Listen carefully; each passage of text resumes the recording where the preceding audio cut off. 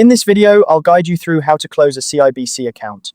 Whether you're switching banks or simply consolidating your finances, closing a bank account can seem like a daunting task.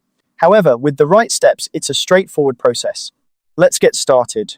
First and foremost, before initiating the account closure, it's essential to ensure that your account balance is zero and all pending transactions have cleared.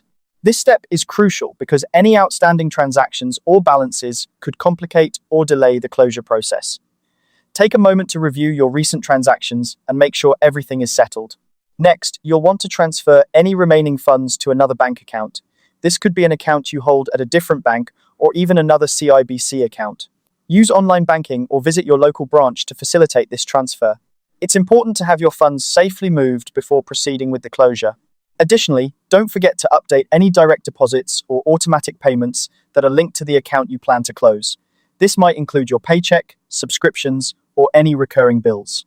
You'll want to redirect these to your new account to avoid any disruptions in your financial obligations. Once you've taken care of these preliminary steps, it's time to reach out to CIBC.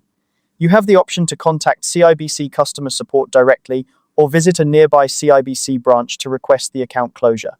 If you choose to call, have your account details ready to make the process smoother.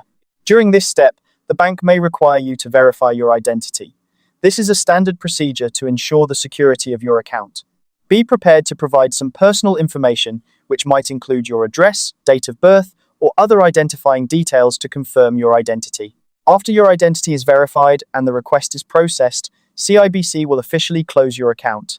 It's a good idea to ask for a confirmation of the closure, whether it's a written statement or an email. This documentation can be useful for your records. And that's how to close a CIBC account. By following these steps, you can ensure a smooth and hassle-free experience. Thank you for watching, and if you found this video helpful, be sure to like and subscribe for more tips on managing your finances.